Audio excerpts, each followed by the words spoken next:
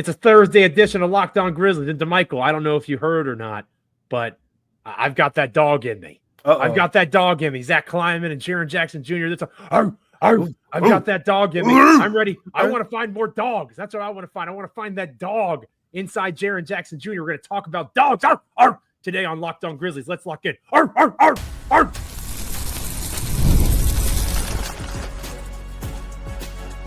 You are Locked On Grizzlies, your daily Memphis Grizzlies podcast, part of the Locked On Podcast Network, your team every day.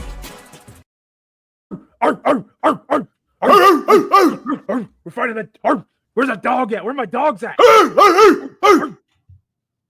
DMX style. DMX was a rapper like in the late 1990s, early 2000s. Yeah. I don't know if you know who DMX. Of course I do. Okay. Yeah. Cradle to the grave, right? Yeah. Okay. All right. I don't know anymore. I'm just so old and, so washed that I just don't know what anyone knows anymore. I'm Joe Mullinax. That's Damichael Cole. And I know that you have found Locked On Grizzlies. And if you stuck around through the barking, I'm very proud of you. Glad to have you with us here on this episode of the show. Always happy to have my wonderful co-host, Damichael Cole, Memphis Grizzlies beat writer for the Commercial Appeal. I've left this out the last couple of times. I apologize. Award-winning Memphis Grizzlies beat writer for the Commercial Appeal. You deserve the shine. You're great. Damichael's with me. Very happy to have you guys with us here on this episode of the show. This episode is brought to you by the good folks over at Amazon Fire TV Stick 4K. Turn any TV into your Xbox. No console needed. Head to Amazon.com/Fire TV Locked On to learn more. We're free and available wherever you get podcasts as proud members of the Locked On Podcast Network. Check out YouTube, Amazon, Google, Spotify, Apple, wherever you get podcasts. Make Damichael and I a part of your NBA and Memphis Grizzlies content consumption. We are happy to have you with us each and every time an episode drops. Damichael, we were doing it in jest earlier, partially because, barking is fun. But, we continue our week of takeaways from media availability this past Sunday. And Jaren talked about, finding that dog, right? Having that dog in him and digging a little bit deeper. I'm curious, first off, as someone that's been doing this too long, it's funny to me, Zach Kleiman talked about finding dogs too. Back in the grit and grind era, back in my day, back when I started covering this team, they were talking about how they wish they had more talented basketball players. And now that they have more talented basketball players, they want guys that are like Tony Allen, who, no disrespect to Tony Allen, TA, loyal follower of Locked On Grizzlies, I'm sure. TA was a really good basketball player, not because of the basketball. I got the Zach Kleiman quote for you here. If you let's hear it, please. He said, it's crystal clear to me that the type of player that happens to overlap with what leads to success from a team building standpoint in Memphis. He prefaced this by saying he's coming up on being in Memphis for 10 years now. And then that's when he said that. And he said, the type of players that resonate with this fan base that are impactful to the city, it's the gritty guys. It's the guys who have that what in them, Joe? Who have that dog. Yeah, they got that dog to their game. And he said, for some time now, we have been emphasizing and are going to continue to look for guys like that. So they want them dogs in there. Him now. Zach Edey's got that dog. Oh, he named him. I can He tell said you that. Zach Edey.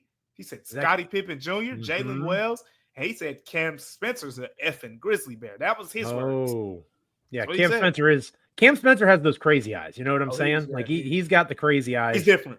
If you're listening to this, you're nodding as you listen. You watch YouTube. You I can't even do the crazy eyes. I'm crazy without the crazy eyes. I mean, Cam Spencer's got the crazy eyes. We saw the dude get into it with Kevin Durant. Right? Yeah, he does not give 0 Fs. And sorry for using harsh letters on this family-friendly podcast. I hear what Zach Kleiman's saying, and I support the take. I bring it back to Jaren. That's not Jaren, right? Like I struggle with this reality. Jaren is a fashion guy, right? Jaren is a Renaissance man, a 21st century Renaissance man. He puts out rap albums for fun in the offseason. And I'm not hating on him for any of that. I think it's really cool that he's so multifaceted. He's not the gritty type of player that Tony Allen's not going to Fashion Week, right? Yeah, Tony Allen, I get what you're saying. I would definitely pay for a Tony Allen rap album. I think that the point that I'm trying to make is, is it possible And I do think it's possible for Jaren because he's so multifaceted. Yeah. Can he find that within himself, that grittiness, that dig down deep? Because I think that's kind of, and this is a bit of a lazy comparison, when people complain about the rebounding, I feel like that's almost what they're getting at. Like he doesn't want to get in the paint. He doesn't want to go embody with people on every possession. That's not the kind of game he wants to play. And I wonder if that's just who he is, or his acknowledgement of it, plus the larger statement by Kleiman.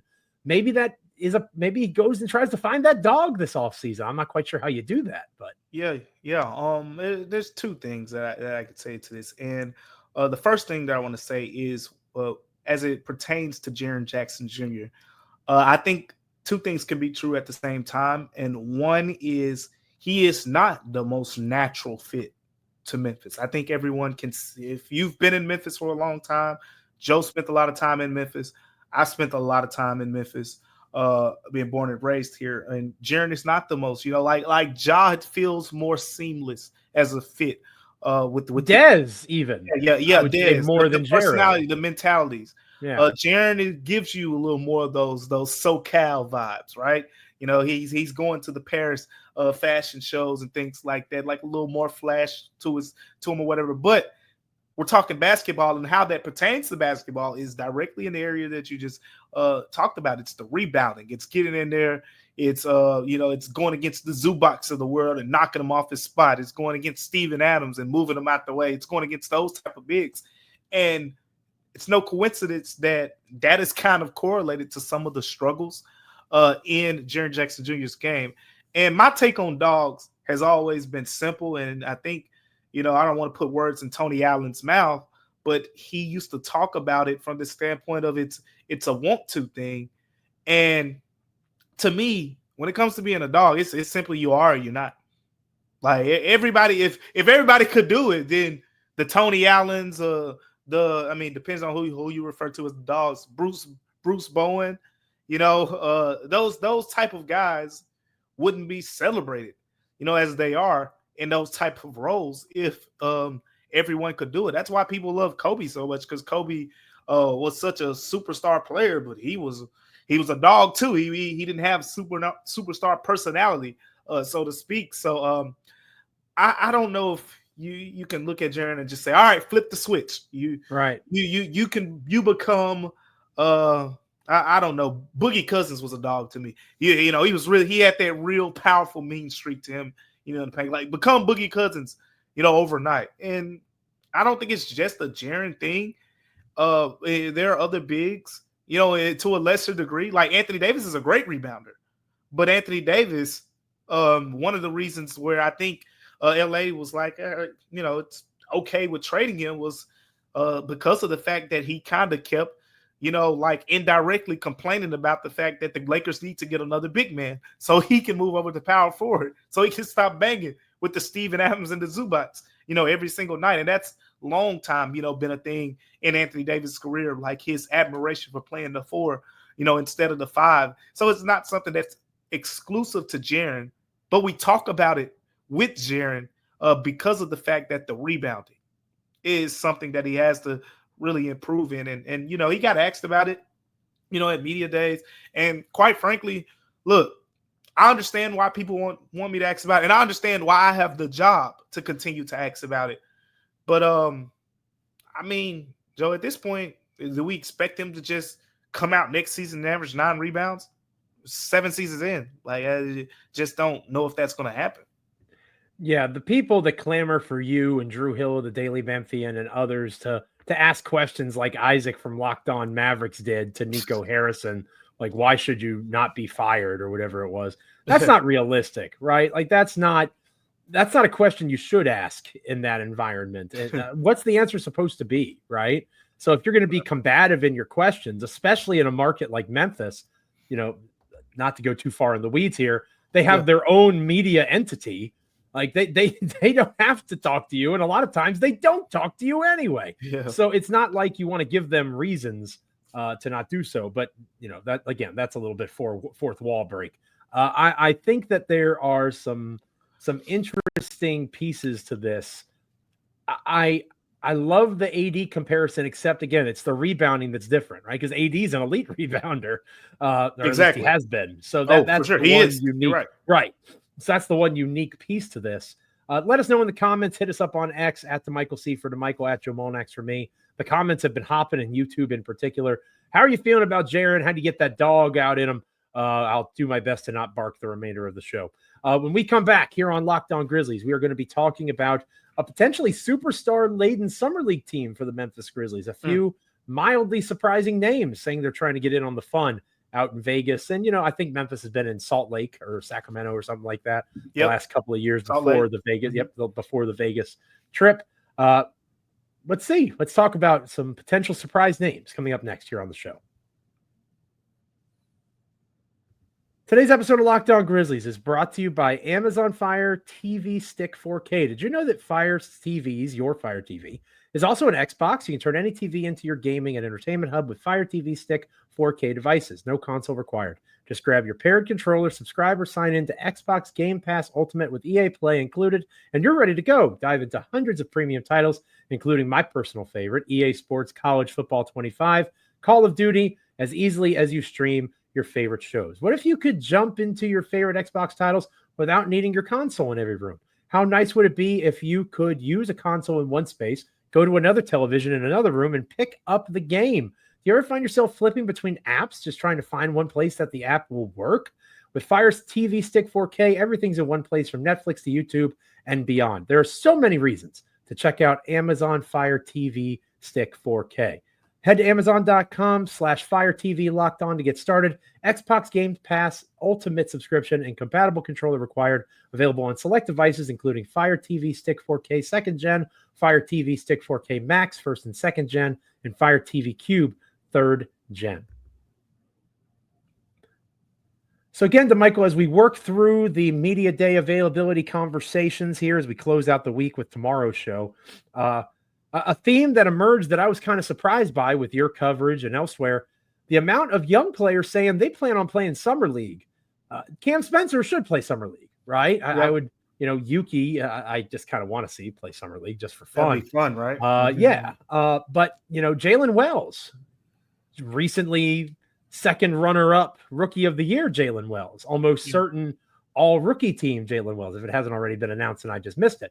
That guy wants to play in the Summer League. Zach Edey has said another all-rookie team, probably first team, but at the very least second team. I think it should be first team. I think he and Wells both will be first team. He wants to play Summer League. Even Gigi Jackson, who maybe of all of them, that makes the most sense because of the way the season went. But you reported on your social media that Gigi too wants to play Summer League ball potentially. So how interesting is that to you? There's some folks that are saying Jalen in particular shouldn't play Summer League. You and I were talking a little bit before the show. We're of the opposite mindset. We want Jalen Wells to play Summer League and all of these guys because the Grizzlies have actually treated Summer League really well in the past. It's a place to grow your game. Yeah, and it's a different, coaching staff and whatnot about to, we're in a different era. But at the same time, Summer League is Summer League. I mean, that's the reason these young guys, these young players go out there. They go out there for these opportunities. And, when I think of Jalen Wells, you go back and if you just watch every shot that he took, you're not going to see a lot of dribbles. You're going to see some, there's a couple 1 dribble pull up, 2 dribble pull ups, getting to the rim. But for the most part, it's catch, shoot, catch, shoot, catch, shoot. What we didn't see is pick and roll, him with the ball in his hands, things like that. It's something that we need to see more of. And I think he could really benefit from it like Desmond Bane did and like they tried to do with Zaire. Maybe that's an example of Jalen Wells having that dog in him, right? Arr, arr, arr. He wants to play ball. I'm sorry. I said I would stop barking. And I did. Keep barking. Keep barking. Maybe that's an example of Jalen having that dog in him. Maybe he wants to get better. He's a hooper. He's a baller. He's interested in going that route. I would love the idea of him running the point. I want to see him do more facilitation things. I want to see him be that primary creator. And if it doesn't work, he's not capable at that stage. And you don't try it when you go into training camp. It's the time for experimentation. I would love to see Zach Edey in a more controlled environment work on his rim protection in terms of the of verticality. You know Mm-hmm. whose film I want Zach Edey to watch a lot of, and people are going to make fun of me in the comments, and that's fine. Who's Roy Hibbert. I want him to watch a lot of Roy Hibbert film. Not because Zach Edey might be as slow-footed as Roy Hibbert, because I think Edey moves better than Hibbert did. I thought you were going to say Zubac. But you know what Roy Hibbert did really well? He protected that rim. Verticality. Yeah. Hibbert was elite at going straight up and using his big frame to impact shooting without fouling. That is what Edey needs to get better at. It's fun to get blocks. Talking about 6 or 7 block shots is nice. Edey has to stay on the court. I would love to see verticality defensive work with Edey. I would love to see Cam Spencer in a larger role. And truth be told, if Gigi Jackson's going to stick around, I'm sure that's a topic we'll talk about in future episodes of Locked On Grizzlies as potential trade fodder. Gigi makes some sense to a team that's rebuilding. But if you're going to keep Gigi, there has to be growth in his game too. So even if Vince Williams Jr., to be honest with you, I think it'd be his 3rd year. Maybe that's a little too much to ask.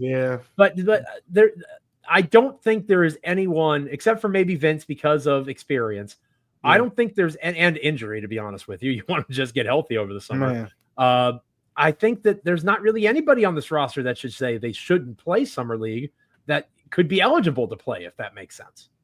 Yeah, that's a great point to make. And quite frankly, you just look at the urgency and the timeline. Like, the timeline is now, and you have so many young guys still on this roster who, I mean, we're just going to call it like it is, who need a lot of improvement for showtime.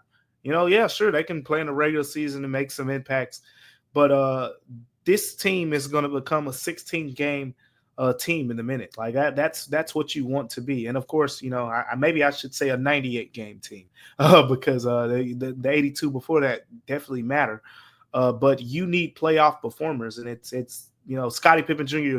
proved himself to a lot of people, you know, who had doubts or you know, had inconsistent viewpoints on him. What he did in the playoffs is definitely going to leave a good taste in a lot of people's mouths going into this upcoming season. But yeah, I think, you know, like Vince in years, it doesn't make sense for him to go to Summer League. And of course, you outline the health situation. But if we're just talking about skill, yeah, he could benefit from it as well. But Jalen Wells is who I want to see as much as anyone, because there is that potential for him to get that playmaking opportunity. And talk about it a lot. When we look at the Grizzlies starting lineup, and you say, offensively, why there's still certain type of struggles and whatnot, it's because you pretty much can funnel the ball away from one guy, you know, and that's Ja Morant. Like, Desmond Bane is I love his progression as a playmaker. Don't get me wrong, but he's a secondary playmaker, and look, he's turnover prone. Like, it is what it is. Jaren Jackson Jr., Joe will tell you as loud as anyone out there. Playmaking is one of his biggest weaknesses. It's right up there with the fouls. It's right up there with the rebounding. But people talk about the book is out on both of those guys. It is very clear that OKC understood the assignment. I mean, that's why I said it. And I'm not going to go on a long tangent here, because you had people saying, Joe, like, oh, I didn't understand why they played the playoff series. You tell me you saw that playoff series and you didn't learn something about the Grizzlies, I feel like you're lying. I learned something about the Grizzlies, and I've been covering the team all year, and I've seen pretty much every single game. And I learned something about the Grizzlies. And it wasn't some big, you know, like, wow, but it was confirmation into some things you thought and some things you needed to see. We learned about Scottie Pippen Jr. being a playoff performer, but at the same time, when Ja went out of that game and Dez and Jaren struggled, and we saw 3 guys guarding Jaren, that was an eye-opener to me. I don't want to toot my own horn, but toot. I've been calling the Jaren playmaking issues all year long, and that is certainly the area of his game. I don't need him to become Steve Nash all of a sudden. Yep. I just need him to be able to identify when a double team is coming. And if he is able to identify it, because again, I sit on this podcast, I'll speak for myself. Yeah. I write words. A lot of these guys have forgotten more about basketball than I'll ever know. So Jaren will probably say, yeah, you big dummy. I know that that's happening to me. But there's a difference between understanding what's happening and being able to make the right read off of it. Yeah. The right play, Marc Gasol was elite at that. The issue with Mark was sometimes the right play was for him to shoot it, and he passed it too much. Whereas with Jaren, the right play is to pass it, and he doesn't pass it enough.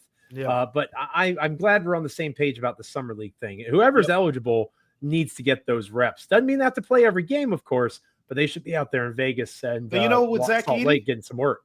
With Zach Edey too, we don't talk about it as much, but it's going to be a great opportunity for him to kind of become a more efficient low post scorer. I remember earlier in the season, and we talked about it on here, when people were saying, get Edey more low post touches. But if you looked at the advanced numbers, the Grizzlies were averaging less than a point per possession when Zach Edey had low post touches. And as we saw when Isolo kind of made him a bigger point of the offense, it wasn't get him the ball in low post and move him out of the way. It was put him in screened rolls, let him roll to the basket, catch alley-oops, get some rim running, easy dunks and things like that. And that's how he got his points. But there is the potential there for him to get the ball and give the Grizzlies another option where they can say, hey, it's 8 seconds from the shot clock. Give Zach Edey the ball, move out of the way, let him go to work. I think Zach Edey learned what Jaren Jackson Jr. learned in the OKC series being defended by Alex Caruso. It's not always about the size of the fight or the size of the guy in the fight. It's about the size of the fight and the guy, right? And I also think that almost like you got to be a dog, right? Yeah, I was trying to be okay. I'll do it. It's not the size of the dog in the fight. Yeah, the size of the fight and the dog. I was trying to stop Damichael. I was being disciplined. You're a bad influence. I played right into that one. You did. You threw up the softball. No, I think that the biggest thing in that regard is, you're seeing it in the Nuggets Clippers series with Harden defending Nikola Jokic, right? Like, just because you're bigger, just because you're stronger, doesn't mean if you don't have the right way of using that advantage that you're going to be able to utilize it effectively. And that's 100%. An interesting thing to keep an eye on as the summer league unfolds. Hit up Damichael on X at Damichael C. Let me know at Joe Mullinax how you're feeling about these Grizzlies young players wanting to hit up the summer league. When we come back here on Locked On Grizzlies, we'll close out this episode of the show. Santi Aldama is officially a restricted free agent.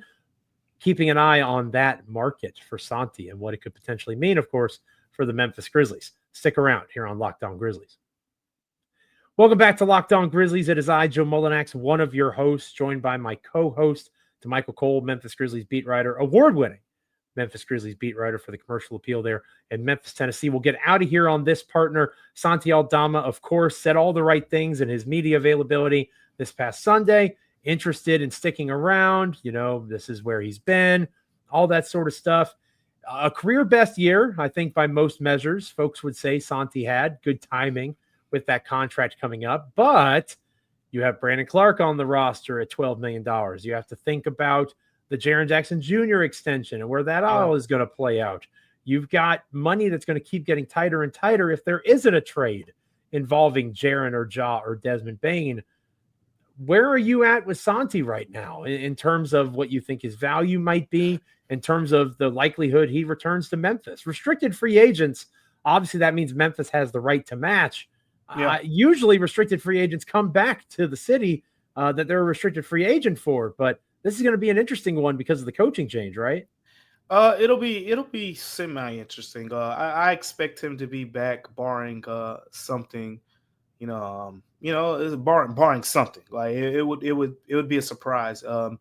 There's been interest on the Grizzlies side all season long in retaining Santi Aldama and bringing him back. And then when you just look at the logic of the situation. And I talk to people around the league about this all the time. And when they talk about restricted free agents, they say, what are we supposed to do?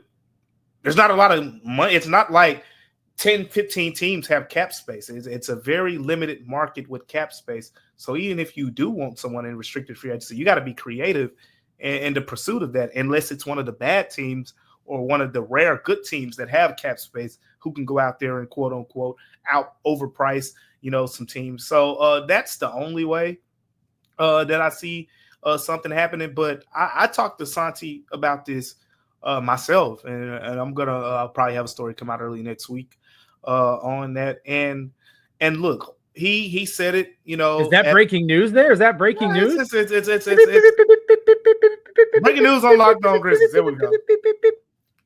It's not going to be something just super groundbreaking, but it is going to give kind of a peek into, what he is prioritizing, as he enters this restricted free agency period. It is important to point out, and we haven't focused on Santi in this realm as much because of all the other things that have been going on around the team. But Santi changed agents last year. That's always an eye opener. Like, man, right before you go into, why would you do that? So Santi changed agents, and you can bet. I mean, based on how he played this year, based on how available he was, he wanted to put out some good tape this year to put himself in a position to get paid well, and I think he'll get paid, decently well, and I don't expect him to leave, and unless again, it'd take a bad team and say, hey, take it or leave it, and he'd have to take it. But I don't think a good team has the money, or the great teams has the money to price out Memphis. And Santi Aldama is in a good financial situation there in Memphis, Tennessee. You're right there as part of Tennessee. No state income tax. At least there wasn't any when I lived in Tennessee. I'm pretty sure that's still the case.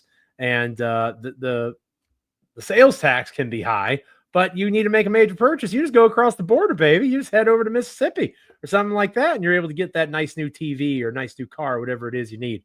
I remember the game, and again, if I'm wrong about that, it's been a while. But that's I bought plenty a TV or two at the Best Buy across the border in You're telling your secrets. Yeah, right there around Horn Lake. I'd be heading to that Best Buy. There you go. They might even have Best Buy anymore. That's how old I am, Damichael. I think that the big thing for Santi is it's so situational for him, right? Yep. And I think that you're better. This is a case to me of being better off with the devil that you know, right? Even if it's not Isolo, right? You and I both think it probably will be Isolo, but even if it's not, you know Zach Kleiman. You obviously have the familiarity with Ja and Jaren and Dez, assuming those guys stick around. This is a place where, because of that limited nature in free agency, regardless of whether it's restricted or unrestricted, for all the reasons you just outlined, teams not having money, the Grizzlies are able to re-sign Santi fairly comfortably. I don't think he's going to make much more than the mid-level exception, which is going to be around $14 million. I'd be surprised if it was above that. That's still a hefty pay raise for a guy that I believe was 30th overall. That was the pick in his draft class. So he's still getting a hefty pay raise. I think that it just makes all the sense in the world for both sides to get a deal done. It's interesting because of the coaching change, but I think with Kleiman pretty firmly in control, I'd be surprised if a coach came in, whether it's Isolo or somebody else, that didn't have visions for using Santi Aldama. That's going to be important to watch, because if you look at it, like a coach may come in and say, hey, I got Jaren, I got Zach Edey, that's my starters. And I mean, depending on where they want the resources to be allocated with backups, that's going to be important. Now, Zach Edey and Jaren Jackson Jr. both struggled with foul trouble at different times of the season, and it just so happened that the Grizzlies were fortunate enough to have a guy like Santi, who is good enough where you can still win, like a lot of games. And even Brandon Clark, like the Grizzlies should have if they bring Santi back next season, they should have one of the best front courts in the NBA from a depth standpoint. Like, you could lose one of those guys, and Brandon Clark or Santi are more than good enough to keep you in a winning position. So that's something that they're fortunate enough to have. But yeah, there is the, like, how much will Santi play? And a lot of that kind of depends on Jaren and his ability to stay out of foul trouble, right? We talk about, I think now it's the last 3 seasons, Jaren has led the league in fouls per game, that is. So, that streak there that's not one of his best streaks out there. So, I mean, Santi is proven to be valuable because of that. Zach Edey, had his foul trouble woes at times, this season. And, Brandon Clark's going to be coming off an injury. So there is value to having Santi there. And Santi rebounded the ball decently well this season. We know about the shooting, 36% from three-point range this year, and he wasn't scared to let it go. So to have another plus shooter, that's important when you're talking about playing around Ja, playing around Dez, and even playing alongside of Jaren sometimes. So there is value in keeping Santi. I think the price, how that comes about is going to be really interesting to me. You threw the mid-level exception range out there. I think with Brandon Clark being roughly in that $12-13 million range as well, it's going to be interesting to see where Santi lands on that number. Very much so, and it makes the Brandon Clark injury all that much more important for team building purposes. I think Santi will be here. It sounds like Damichael does as well. Let us know in the comments. Hit us up on X how you're feeling about Santi's free agency, upcoming restricted free agency. That's it for today's episode. When we come in tomorrow, Damichael, it'll be Friday. I realized the last few weeks you've gotten Friday solo. I haven't gotten to get down on a Friday. You got me saying it. You got me saying it. It don't sound right when I say it, but I appreciate that energy. I'm keeping it going. I noticed, and I appreciate that. So we'll get down on a Friday, and haven't talked about Desmond Bane and his availability yet. We've talked a little bit about Scottie Pippen Jr., Brandon Clark's injury. There's lots of things that also kind of were discussed and part of the conversation at the media availability as we close out the week, reviewing what was a very eventful end of season media availability, at least by Memphis standards. Oh, for sure. There's so much more to unpack because the things that we talked about for the most part are kind of the bulletin board, the eye catching things. Yeah. But there are some things that were said, and if you really go back and listen, and we'll talk about it tomorrow. I got a couple of real deep dives, cuts. That we caught that we haven't talked about as much, that aren't necessarily going to be the big headline makers nationally or nothing like that. But on Locked On Grizzlies, very relevant points. Sounds like it's going to be a heck of a Friday episode. Make sure you're coming to have fun. Looking forward to the weekend with us. We'll be partying all episode long. Thank you for being with us on this episode of Locked On Grizzlies. Make sure you're liking, commenting, rating, reviewing, subscribing on Apple, Spotify, Amazon, YouTube, Google, wherever you get podcasts. Hang out with Damichael and I each and every time that an episode drops. We appreciate it. We hit over 5,000 subscribers on YouTube. Thank you guys so much. Shout out to the YouTubers. When I started, I think we were around 1,000 or something like that, Damichael, around that number.